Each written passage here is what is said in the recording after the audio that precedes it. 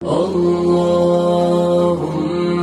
صل على سيدنا محمد النبي الأمي وعلى آله وصحبه وسلم۔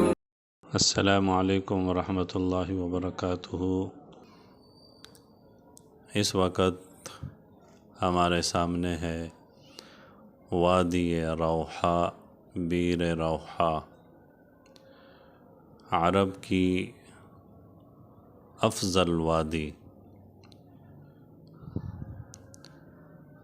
رسول قائد صلی اللہ علیہ وسلم یہاں سے گزرے تو ارشاد فرمایا، هذه سجاسج یعنی وادی الروحا، هذا افضل اودیۃ العرب، یہ سجاسج ہے یعنی عرب کی وادیوں میں سے افضل وادی ہے۔ یہ بھی ارشاد فرمایا، یہاں مجھ سے پہلے 70 انبیاء کرام نے نماز پڑھی ہے۔ ایک روایت میں ہے کہ یہ بھی ارشاد فرمایا، یہاں سے موسیٰ بن عمران علیہ السلام گزرے ہیں اور قیامت اس وقت تک قائم نہیں ہوگی جب تک عیسیٰ علیہ السلام یہاں سے نہ گزریں گے۔ تو ناظرین، آپ دیکھ رہے ہیں وادی الروحا، بیر الروحا، انبیاء علیہم السلام کی گزرگاہ، رسول مقدس مبارک صلی اللہ علیہ وسلم کے قدمین شریفین کی گزرگاہ، افضل اودیۃ العرب، افضل اودیۃ العرب۔ یہاں کنواں ہے۔ رسول قائد صلی اللہ علیہ وسلم نے اس کنویں کے پانی سے وضو فرمایا، صحابہ رضی اللہ عنہم نے وضو فرمایا۔ یہاں جب انسان پہنچتا ہے تو انبیاء علیہم السلام، امام المرسلین صلی اللہ علیہ وسلم، صحابہ کرام و تابعین رضوان اللہ تعالی علیہم اجمعین، اور پتہ نہیں کتنے امت مسلمہ کے بزرگ، نیک لوگ، اولیاء کرام رحمہم اللہ یہاں پہنچے۔ ان سب کی نورانیت کے آثار یہاں محسوس ہوتے ہیں۔ وادی الروحا، بیر الروحا، سبحان اللہ۔ یہاں حضور نبی پاک صلی اللہ علیہ وسلم نے نماز پڑھی۔ یہاں 2 مسجدیں، ایک چھوٹی سی مسجد ہے جس کے آثار زمین پر موجود ہیں، اور ایک دوسری مسجد ہے جس کی چھوٹی سی سفید رنگ کی 4 دیواری بھی لگی ہوئی ہے۔